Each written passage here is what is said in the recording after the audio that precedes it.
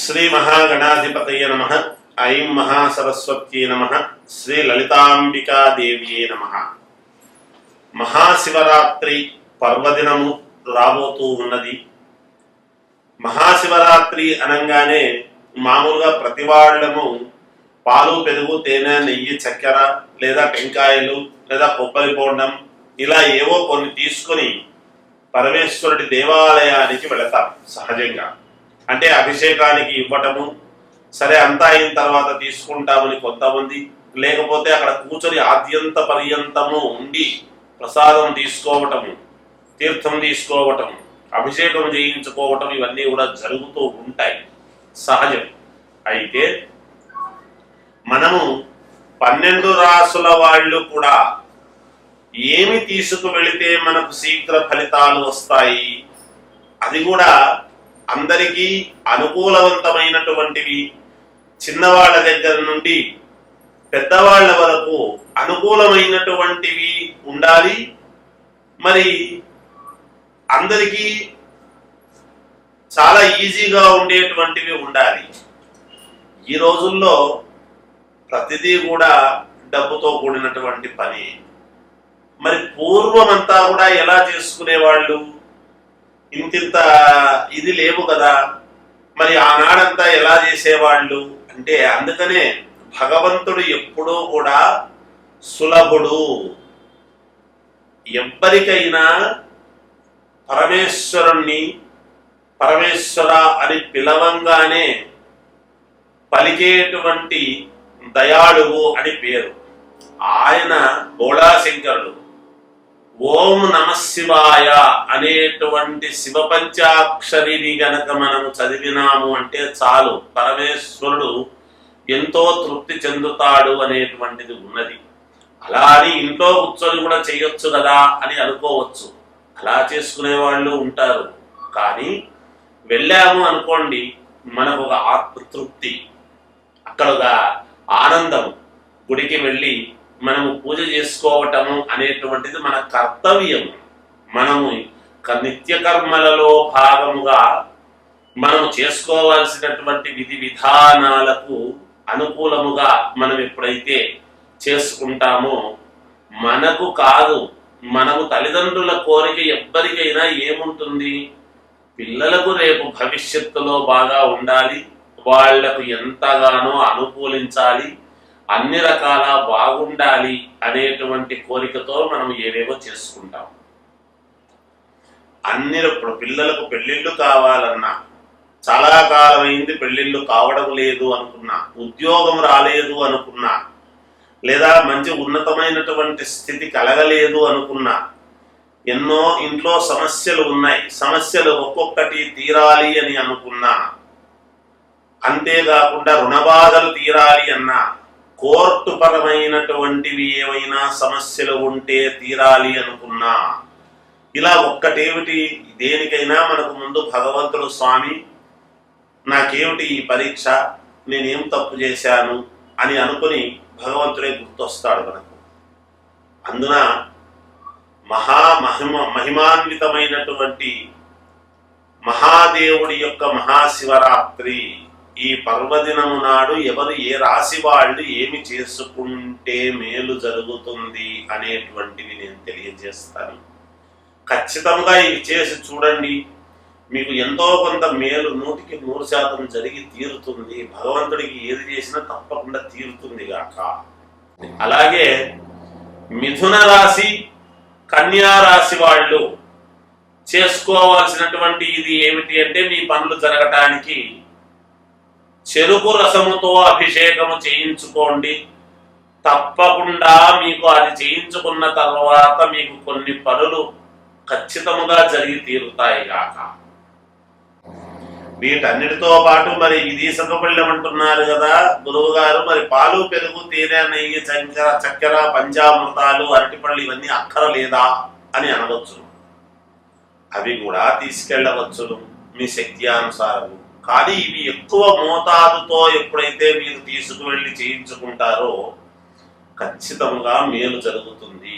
ఇంకా కొంతమంది చేసుకునేటువంటి అవకాశము ఉన్నవాళ్ళు మనకు స్తోమత భగవంతుడు ఇచ్చినటువంటి వాళ్ళు ఇంట్లోనే అర్చక స్వాములను పిలిచి ఇంట్లో గనక అభిషేకము చేయించుకున్నారు అంటే తప్పకుండా ఇంకా మేలు జరుగుతుంది గాక. అంటే మనము చేసుకునేటువంటి దాంట్లో ఉంటుంది. ఎప్పుడూ కూడా మనము ఏటికి ఎంత పాత్ర తీసుకువెళితే అన్ని నీళ్లు వస్తాయి. అందుకనే పుణ్యము అనేటువంటిది చేసుకున్న వాడికి చేసుకున్నంత మహాదేవా అని అంటారు. ఆ మహాదేవుడికి ఏమి ఎటు ఏ రకంగాను స్వామికి సమర్పించుకోలేని వాళ్ళు ఒక చెంబుతో మట్టి పాత్రతో నీళ్లు తీసుకువెళ్లి పరమేశ్వరుడి మీద హర హర హర హర హర అని పోసినా కూడా పరమేశ్వరుడు అనుగ్రహిస్తాడు అని శాస్త్రము చెప్పుతున్నది. అందువలన శక్తి ఉండి నేను మట్టి పాత్రలో నీళ్లు మాత్రమే పోస్తాను అంటే నీకు ఫలితం ఎంత రావాలనో అంతే వస్తుంది. శక్తి లేనివాడు పోసినాడు అంటే అప్పుడు కూడా పరమేశ్వరుడు అతని భక్తికి మెచ్చి ఎంత ఇవ్వాలనో అంత ఇస్తాడు గాక. అందుకని ఈ మహాశివరాత్రి పండుగ రోజు ఈ పర్వదినాన మీరందరూ కూడా ఈ చెప్పిన విధముగా చేసుకొని మీరు పాటించి చూడండి. ఇవి ఏమీ పెద్ద గొప్ప విషయాలు ఏమి కాదు కదా, అందరికీ అందుబాటులో ఉండేటివి కదా. మనము కొంచెం శ్రద్ధ వహించి ఎప్పుడైతే చేసుకుంటామో ఖచ్చితముగా భగవంతుడు మీకు మేలు చేస్తాడు అనేటువంటిది తెలియజేస్తూ జయోస్తు.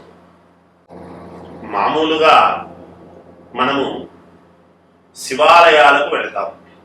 శివాలయాలకు వెళ్ళేటువంటి ప్రతి వాళ్ళము కూడా మనం ఏం చేస్తాము అంటే పరమేశ్వరుని లింగాన్ని ఆరాధించి కాయా కర్పూరము ఏదో ఇచ్చి పరమేశ్వరుడికి రుద్ర నమక చమకాలతో అభిషేకము చేయించుకొని మన పాటికి మనం వస్తూ ఉంటాం. అయితే ఇక్కడ ఒక చిన్న రహస్యం ఉంది. పరమేశ్వరుడు పార్వతీ పరమేశ్వరులు మనల్ని నిజంగా కూడా కనికరించి మనకు మేలు చెయ్యాలి అంటే మనం ఎంత తీసుకుపోయినాము, పరమేశ్వరుడికి ఏమి తీసుకుపోయినాము అనేటువంటిది పక్కకు పెడితే పరమేశ్వరుడి ముందు ఉండేటువంటి నందీశ్వరుణ్ణి మొట్టమొదట మనము నిజంగా కూడా నందీశ్వరుడికి నమస్కారం చేసుకోవాలి మొదట. అందుకే నందీశ్వరుడు అని ఎందుకన్నారు అంటే పరమేశ్వరుడి దగ్గర పరమ భక్తుడు నంది. మామూలుగా మనము పరమేశ్వరుణ్ణి చూడాలి అని అంటే నంది రెండు కొమ్ములలో నుంచి మనం చూడటం అనేటువంటిది జరుగుతూ ఉంటుంది. చాలా శివాలయాల్లో అలా కొంతమంది మొదట పెద్దల్లా పాటించేవాళ్ళు. ఎందుకంటే పరమేశ్వరుడి యొక్క వరము పొందినాడు నందీశ్వరుడు. ముందు నిన్ను, నీ ద్వారానే నన్ను అనేటువంటి మాట ఇచ్చాడు అని. అదే చిదంబరంలో చిదంబరేశ్వరుడు అని పరమేశ్వరుడి యొక్క దేవాలయం ఉన్నది. నందీశ్వరుడు నంది త్వరగా స్వామి అనుగ్రహం కోసం వెళ్ళాలి అని అనుకుని తయారై వెళుతూ ఉంటే యజమాని నువ్వు త్వరగా సేద్యము ముగించరా, ఇదంతా చేసుకో అని పరీక్ష పెట్టాడంట. అయ్యో శివుణ్ణి దర్శించుకోలేకపోతున్నానే నేను అని ఆ యజమాని చెప్పినటువంటి మాట కాదనలేక సేద్యమంతా చేసి పరమేశ్వరుణ్ణి దర్శించుకోవడానికి వెళ్ళాడు. ఆ సమయానికి వెళ్ళేటప్పటికి సమయం అయిపోయింది అని అక్కడ ఉండేటువంటి పూజారి తలుపులు వేసేసాడంట. చాలా బాధపడ్డాడు నందీశ్వరుడు. నేను అంత దూరం నుంచి నా యజమాని ఏదో ఆనందిస్తే నేను వెళ్ళి అక్కడంతా కూడా చేసుకుని వచ్చేటప్పటికి ఆలస్యం అయిందే, పరమేశ్వరుని నేను ధ్యానించుకోలేకపోతేనే అనేటువంటి భావనతో చాలా బాధపడుతుంటే అప్పుడు సాక్షాత్తు ఒక జ్యోతి రూపములో పరమేశ్వరుడు ఆయనకు అనుగ్రహించినాడు అనేటువంటి దానికి ఒక కథ ఉన్నది. అందుకనే నందీశ్వరుడు అంటే ఆయన్ను నమ్ముకొని ఆయనే సర్వస్వము, పరమేశ్వరుడే జీవితం అని నందీశ్వరుడు అక్కడ ఉంటాడు ఆయన దగ్గర. అందుకనే మనము ముందు నందీశ్వరుణ్ణి గనక దర్శించుకొని పూజించుకున్నాము అంటే ఖచ్చితముగా పరమేశ్వరుడు మనకు అనుగ్రహము ఇస్తాడు అనేటువంటిది మనం గ్రహించాలి. మనం వెళ్ళి ముందు ఆలయంలోకి వెళ్ళంగానే మనం ఏదో మామూలుగా లింగాకారంలో ఉండేటువంటి పరమేశ్వరుని దర్శించుకొని మనం అబ్బా శివలింగానికి మనం పూజ చేసుకున్నాం వచ్చినామని వస్తూ ఉంటాం. దేవాలయాలలో హారతి ఇచ్చేటప్పుడు కూడా పరమేశ్వరుడికి హారతి ఇచ్చి మళ్ళీ నందీశ్వరుడి వైపు తిరిగి ఒకసారి ఇచ్చి మళ్ళీ అక్కడ పరమేశ్వరుడికి హారతి ఇచ్చిన తర్వాత భక్తులకు ఇస్తూ ఉంటారు అర్చక స్వాములందరూ కూడా. నందీశ్వరుడి యొక్క ప్రాధాన్యత అంతా ఇంత కాదు, అందుకనే ఆయన నంది ఈశ్వర అని పేరు వచ్చినది. ఇంకెవరికి ఆ పేరు రాలేదు చూడండి, అంత పరమభక్తాగ్రేసుడు ఆయన పరమేశ్వరుడి దగ్గర.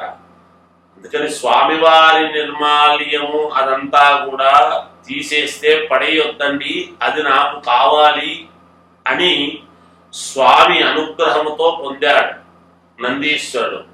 అంటే తథాస్తు అన్నాడంట పరమేశ్వరుడు.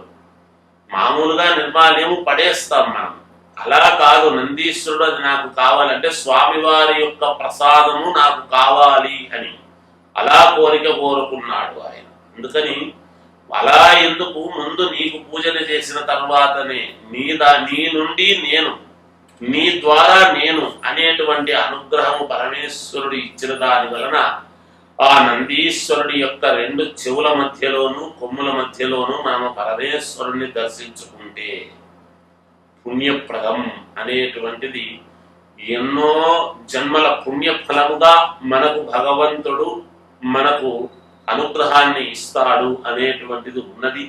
అందువలన అందరూ కూడా నందీశ్వరుణ్ణి మీరందరూ కూడా శ్రద్ధగా నందీశ్వరుడి యొక్క ఆయన తల మీద ఉండేటువంటి రెండు కొమ్ముల మధ్య చెవుల మధ్య నుండి పరమేశ్వరుని దర్శించుకుని ఆ పుణ్యమైనటువంటి దీన్ని అందరూ కూడా పొందుతారు, పొందవలసినదిగా తెలియజేస్తూ జయోస్తు.